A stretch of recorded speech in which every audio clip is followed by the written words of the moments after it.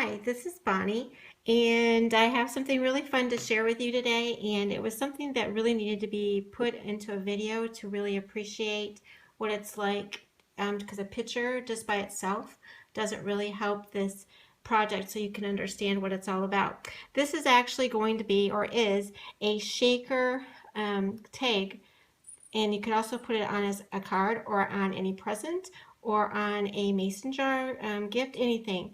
The reason why I wanted to show you this first and then get going with how I created it is I want you to see, can you hear it jingle?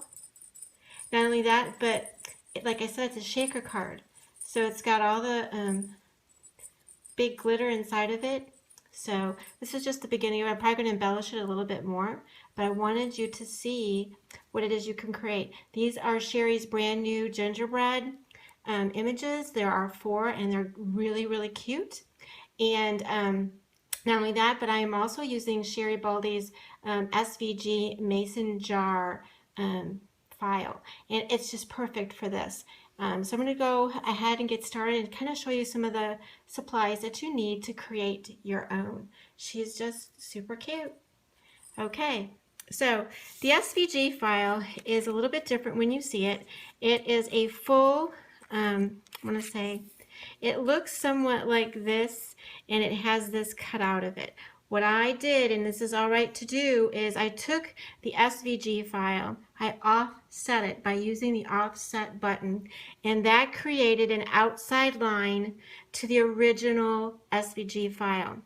Then what I did is I slid it over, if you know anything about offsetting, and I actually erased this inside line right here. And that created this background layer for me. And that's what the base is for everything that I'm going to be doing. So then the next thing I did is I erased this entire line here, because there's an eraser button and you can erase lines. And I end up making this piece right here. And so I think I did that all right. I think I told you everything. So the thing I do is I do cut one out like this, because you offset it, you can keep the line inside of it, and this gives you a thicker line than the original SVG file. But then you still need to have your lid and the details, so that's why I have these 3 pieces made with that one SVG file. So go ahead and keep this. This is going to be your template for when you use your sleeve fuse tool. I use this. You have to allow at least 1/8 of an inch, if not 1/4 of an inch, when you go to seam it. But this I use for my template. So I'm going to show you that a little bit really quick. I'm hoping to make this video a quicker video. So this is what your sleeve ends up looking like. You can see that this is basically what I did. Is I set this down on top of what I used was a scrapbooking page, and I put this down on top of a scrapbooking page.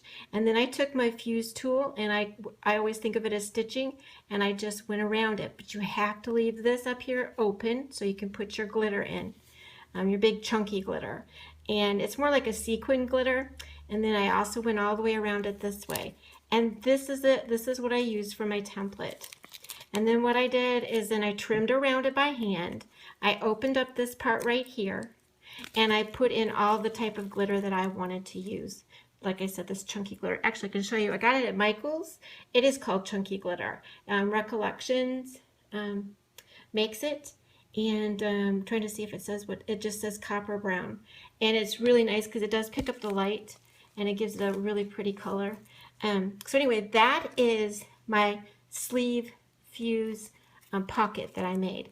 The next thing you do is you bring back over your pieces you've cut with your SVG, and what you do is I actually tape down here, and I tape up here, and I use my ATG gun, and I just put tape here and tape here, and I set this down on top. And you're going to notice there's little pieces that might extend. You could trim those away. This would be a good time if you want to. And then the next thing I do is I take this one, and what I do is I again put the ATG gun tape all the way around. I want a secure tape here and here, and I place that down right on top of it. And then pretty much you already have, this is kind of like your shaker tag, if you want to call it that. Then I use my, because this is a smaller section, I actually use my 2-in-1, is that what it's called? Yeah, two-way glue. I use the Zig two-way glue. And I tape that down. The next thing I do is I have some really pretty yarn. It's not really yarn, it's ribbon yarn that you would find at a, you'd find this at a yarn shop. And what I did was I made some bows, and then I'll show you the original, and I actually wrapped it around the top. The other thing I did is, so that would go like right there, and there'd be a piece of ribbon right here. And then the other thing I did though, before I put my bow down, is I tied on these jingle bells, because the jingle bells kind of add something special when you can hear that. So tie on your jingle bells, and then you can put your ribbon on, and then you can put your image, and you can decorate it any way you want to. But that is basically, it takes time, but that's how easy the construction is for creating this. And it's just such a fun little, it's just a fun little tag and shaker thing, and I thought maybe you would enjoy creating this yourself. I want to show you, there are, like I said, right now currently there are 4 gingerbread. Maybe by the time this gets aired there might be more. I'm trying to find out what I did with my third one. There it is. And I actually colored them up pretty much the same, because of I was just kind of matching it so that it would be like a set. So they're just all super cute. And they're not too bad if you want to cut them out. I think they look really cute when they're cut out, because then you can see the sequins behind. So chunky glitter. But super cute. You can add all kinds of different things. Like this one could have a theme of giving somebody some hot chocolate packets. This one could have some peppermint candies. And you could actually just get a mason jar, fill things up, and set this in the front and make a really super, super cute gift for food. So I just thought I'd share that with you. I was kind of excited about these new images and how you can make these.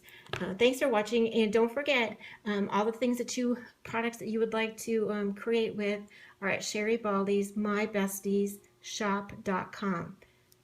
Thank you.